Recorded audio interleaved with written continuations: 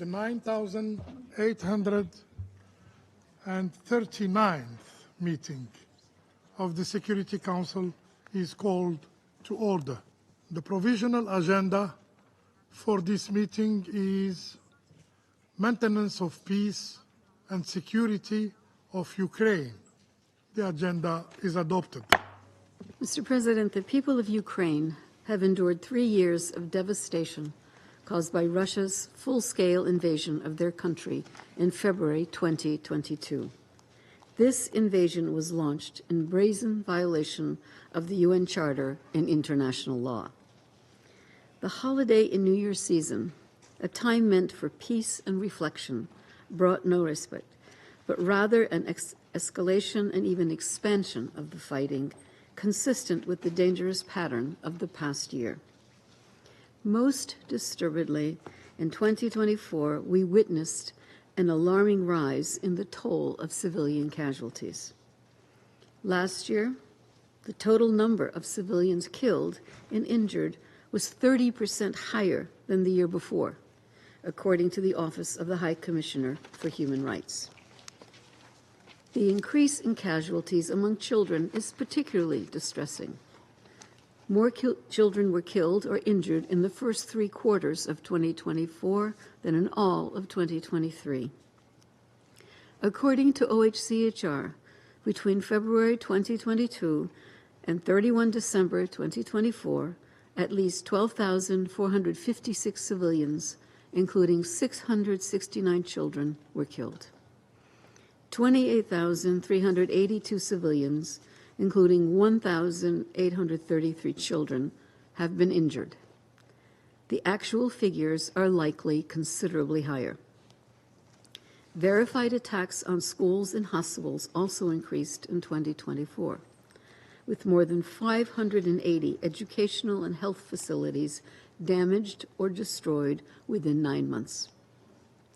On 9 January of this year, at least 13 people were reportedly killed and more than 100 injured in Zaporizhia by a Russian attack. Hostilities in the last 2 weeks have forced new displacements, with more than 1,600 people, including children, fleeing front lines, primarily in the Donetsk and Kharkiv regions, according to local authorities.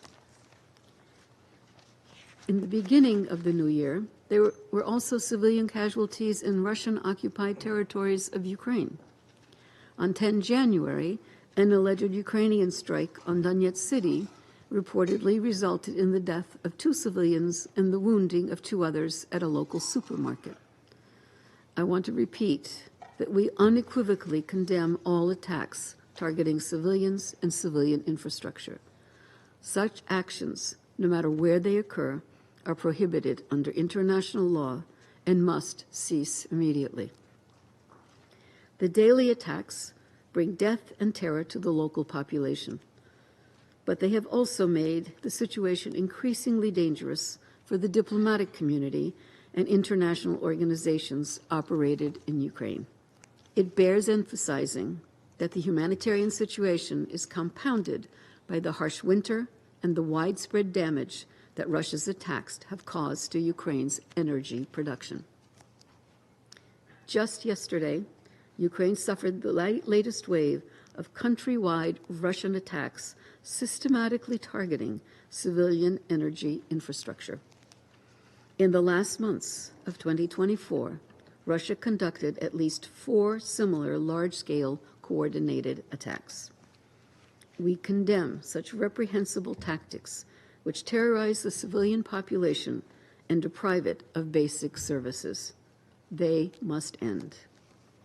The UN continues to work with the government of Ukraine to restore energy generation capacity while creating opportunities in the green energy sector.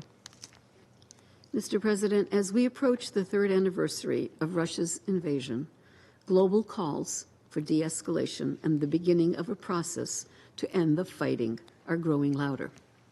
The Secretary General's good offices remain available to support all good faith efforts to find a just, lasting, and comprehensive peace in line with the UN Charter, international law, and General Assembly resolutions. Colleagues, nearly 3 years ago, Russia appalled the world with its full-scale invasion of Ukraine. Putin wanted to topple Ukraine's democratically elected government. Since then, Russia has violated the UN Charter, multiple resolutions of this Council, the Geneva Conventions, humanitarian international law, and Putin has showed the world he has no respect for obligations under international law. In more than 1,000 days of this reckless war of choice, Putin has failed to achieve any of his goals in Ukraine. Instead, he has left Russia's power and influence greatly diminished. 700,000 Russian soldiers dead or injured, and more than 1 million total casualties. Meanwhile, Ukraine remains strong and defiant as a free and sovereign democracy. The United States and our many global partners continue to stand with Ukraine and with Ukraine's troops, who have fought with resilience and strength. With global help, Ukraine has held off the second largest military in the world, while Russia suffers 1,500 casualties per day. Ukraine has fought brilliantly, even as China, the second largest economy in the world, has backed Putin, as Iran, the biggest state sponsor of terror, has armed Russia with drones and missiles, and as North Korea, the most notorious nuclear-armed rogue state in the world, has supplied Russia with some 11,000 troops, missiles, and countless crates of ammunition and munitions. Ukraine has defied all of them because they fight for their freedom, their country, their families, and their identity. Mr. President, as we discuss how to achieve peace, we must remember why Ukraine fights back. Russia has killed more than 12,000 Ukrainian civilians and wounded another 27,000. Russia's forces have systematically attacked Ukraine's energy infrastructure, weaponizing winter by leaving thousands of households without power. Russia's forces have abducted Ukrainian children and tried to erase their identities. So long as Russia's forces occupy Ukraine and threaten Ukrainian families, Ukrainians will not have peace. And yet, China insists Ukrainians should accept the reality of their occupation for the sake of peace. Colleagues, for the sake of peace, we allowed Russia to hold 20% of Georgia. For the sake of peace, we allowed Russia to occupy Crimea. And now, for the sake of peace, some countries call on Ukraine to meet Russia halfway. We all want peace, but an outcome that rewards Putin for Russia's aggression is no peace at all. Appeasement will lead to more war.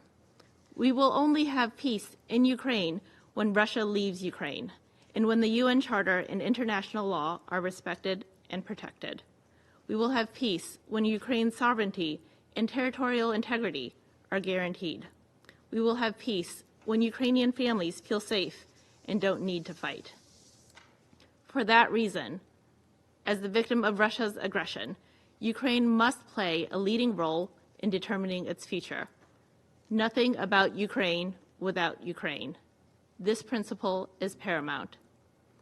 While Russia persists in Ukraine, the United States and our partner will use all the tools at our disposal to thwart Putin's imperialist ambitions, and we will help Ukraine defend itself until we achieve a comprehensive, just, and sustainable peace for Ukraine.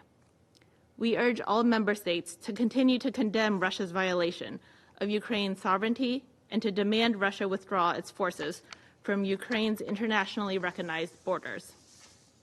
Regrettably, one country on this Council has never condemned Russia's invasion or its violation of Security Council resolutions and the UN Charter. Instead, it has given Putin its support. Beijing claims it has strict export controls in place for its dual-use exports, and yet China continues to support Russia's defense industrial base with those exports. China's exports directly fuel Russia's war against Ukraine and its attacks against civilian infrastructure. This support makes China the decisive enabler of Russia's war. On the other hand, Group of 7 leaders have acted in lockstep to immobilize Russian assets, and the United States further sanctioned some of Russia's largest banks. Europe cut its reliance on Russian gas. Consequently, Russia's inflation is at 9%, interest rates are at 21%, Russia has burned through much of its reserve funds. 1 million Russians have fled Russia, and the Kremlin can no longer produce enough material to replenish its war capabilities. If China had worked with global leaders and cut off Russia's ability to make war instead of fueling it, this war would be over. But the United States will continue to stand with the more than 100 countries who do condemn Putin's aggression and to call on Putin to get out of Ukraine. 乌克兰危机仍在延宕，战争冲突不断蔓延，平民伤亡持续增加，人道局势日益严峻，令人深感痛心和忧虑。战争多延续一天，就会带来多一天的伤害和破坏，多一天的动荡和不安。中方再次呼吁各方遵守战场不外溢、战事不升级、各方不拱火3原则，呼吁冲突当事方尽快停火止战，开启谈判，恢复和平，呼吁国际社会积极为此创造条件，提供帮助。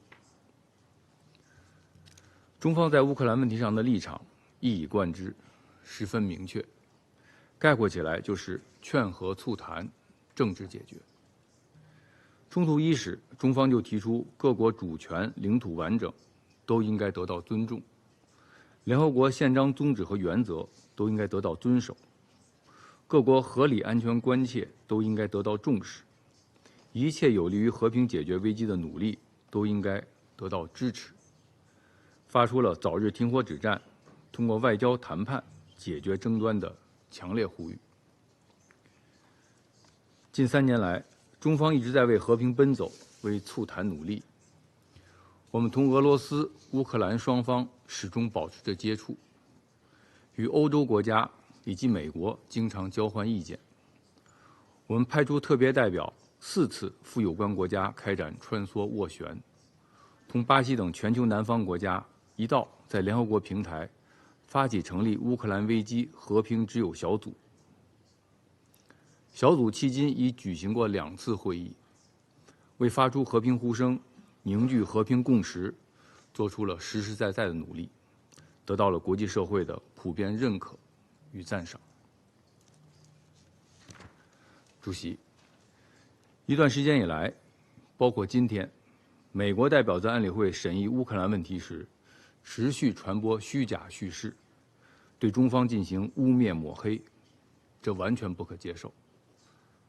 美方的观点概括起来无非是3点：第一，中国向俄罗斯提供军事补给；第二，中国向俄罗斯提供政治掩护；第三，如果没有中国支持俄罗斯，战争早已结束。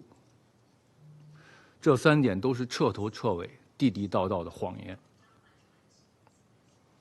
在此前的会议上，我已经多次回应过美方的谬论。今天我可以说得更直白一些。第一，如果中国真的向俄罗斯提供军事补给，那战场的局势早就不是今天这个样子。第二，如果真的中国向俄罗斯提供了政治掩护，我们就不会在公开场合反复强调各国的主权和领土完整都应该得到尊重，应该遵守联合国宪章的宗旨和原则。第三，如果中国真的不希望战争早日结束，我们就不会派遣特别代表，多次开展穿梭外交，也不会同全球南方国家一道发起成立乌克兰危机和平之友小组。事实上，自乌克兰战争爆发以来，美方就开始借机推进地缘战略，服务自身议程。概括起来，第一，美国无非想要通过战争削弱俄罗斯，击败俄罗斯，从而主导欧洲安全，进一步扩大自身在欧洲的影响。第二，美国无非想要通过战争来挑动阵营对立，制造分裂对抗，打压孤立他们眼中的战略对手中国。第三，美国无非想要通过战争来塑造自己的正面形象，来对冲国际社会对其在中东问题上的负面评价。很遗憾，美方的上述3点图谋都没有得逞。在此情况下，美方不仅不反思自身所作所为对战争爆发和延续至今的重大责任，反而气急败坏，对中方攻击抹黑。这完全是在发泄情绪、转移矛盾、甩锅推责。这种做法只会进一步暴露美方赤裸裸的政治操弄和双重标准，让世人进一步看清其真实面目。主席，最后我愿指出，一段时间以来，俄罗斯和乌克兰双方对外均释放出政治信号，表达出谈判意愿。国际社会围绕乌克兰危机的讨论也愈发向和平聚焦，向谈判靠拢。乌克兰问题的发展正进入关键时期。我们希望包括美国在内的国际社会能够加强团结合作，为推动各方展现政治意愿，早日开启和谈，结束战争，恢复欧洲大陆的和平稳定，做出切实的努力。Thank you, Mr. President, and I apologize for taking up this council's time, but I need to respond to the representative from China's comments. He has cited a lot of rhetoric that China has said, but we also need to look at facts and we need to look at action. The United States is not smearing China. It is a fact that Chinese dual imports have sustained Russia's war industrial base as Russia destroys Ukraine's infrastructure and Ukrainian lives. There is a responsibility here from China, and I ask my colleague from China, where is your condemnation of Russia? And where are your calls for Russia to end the war? If you are uncomfortable with the factual statements that we are making, the United States will stop calling out China for enabling Russia's war once we see that China is taking the steps to do so. Thank you. 我只想提醒一下美国代表，如果他认真听取了其他安理会成员的发言，他就不难发现，其他14个安理会成员发言的内容各不相同，各有侧重，并不跟美方的发言都保持一致。但这并不意味着其他国家的发言就不正确。每个国家有权来决定自己怎么发言。美国没有资格对他国的发言进行评判，也没有权利来告诉他国该说什么，不该说什么。中国在乌克兰问题上的立场客观公正，经得起历史检验。我们希望美方也要反思自己的言行。谢谢。Мне придется прервать занудные антироссийские мантры западных членов СБ, ради произнесения которых нас здесь сегодня собрали в очередной раз, чтобы поставить галочку и хоть как-то поддержать на плаву иллюзию о том, что украинская тематика по-прежнему находится в фокусе внимания Совета Безопасности. В реальности же украинский сюжет сегодня сводится всего лишь к нескольким моментам, на которые действительно стоит заострить внимание наших коллег. Тем более, что именно о них наши западные коллеги не сказали ни слова. Так, за время, прошедшее с нашего прошлого заседания, положение ВСУ на поле боя еще больше ухудшилось. По признанию самой украинской стороны, только за последние 10 дней российской армией освобождено 8 населенных пунктов, включая важнейший опорник ВСУ Курахово.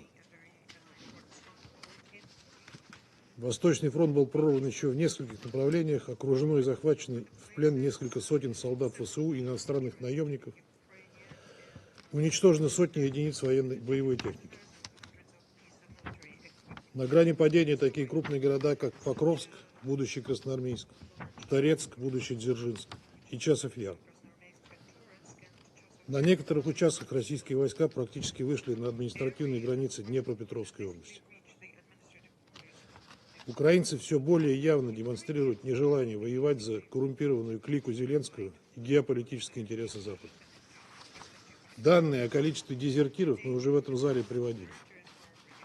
По данным командования сухопутных войск ВСУ, в розыске за уклонение от мобилизации сейчас находится более 500 000 человек.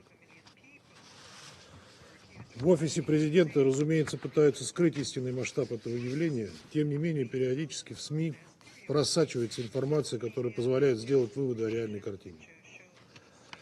Так, в начале года журналисты сообщили о проводимом на Украине расследовании по статье дезертирства в отношении экипированной и обученной во Франции 155-й отдельной механизированной бригады имени Анны Киевской.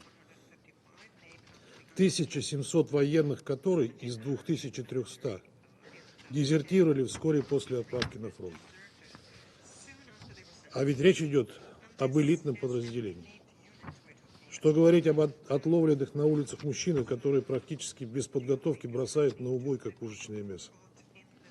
Неудивительно, что люди при первой же возможности сдаются в плен, и основную опасность для них представляют заградотряды из украинских националистов, стреляющих в спину отступающим. Эта ситуация, разумеется, недовольны кукловоды киевского режима в Вашингтоне, обеспокоенные тем, что их многомиллиардные инвестиции в проект «Антироссия» и поставленное оружие могут оказаться бесполезными, и киевский режим бесславно рухнет, как в 2021 году рухнул проамериканский режим в Афганистане. Не замечая возмущения, не желающих отправляться в бессмысленную мясорубку простых украинцев насильственной мобилизации, они сегодня настаивают на том, чтобы просроченный украинский эстрадный артист снизил призывной возраст в стране с 25 до 18 лет. При этом игнорируется мнение экспертов о том, что многие мужчины в этой возрастной категории Украину уже покинули, и набрать недостающее число смертников на фронте эта мера не позволит. Сам бывший актер Зеленский всеми силами пытается доказать своим хозяевам, что его режим все еще может воевать.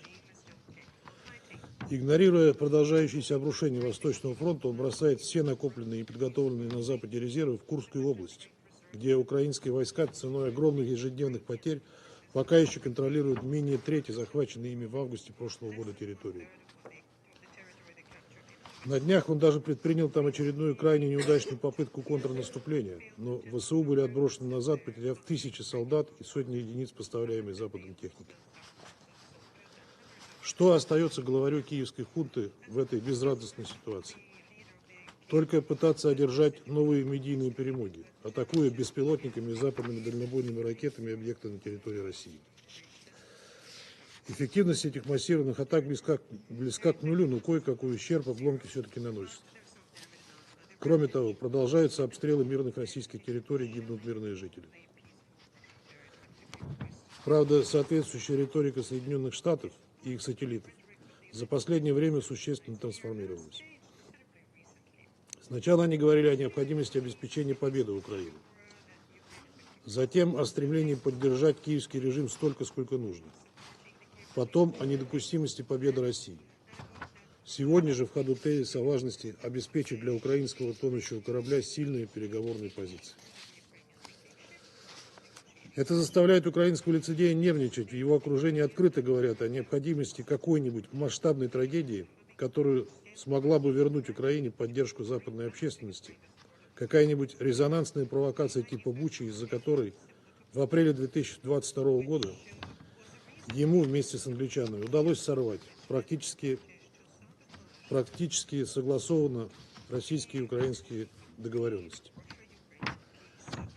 Нервирует узурпировавшего власть в стране Зеленского, как мы уже говорили, не столько очевидная неотвратимость поражения Украины, а опасность проведения выборов и вероятность проведения новой администрации Соединенных Штатов ревизии выданной Украине помощи, которая неизбежно вскроет масштабы крышуемой им коррупции в стране.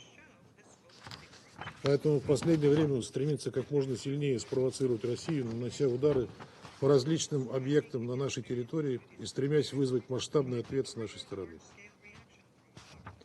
Но к его разочарованию Россия по-прежнему не реагирует на его провокации и продолжает бить лишь по объектам, связанным с военным потенциалом Украины.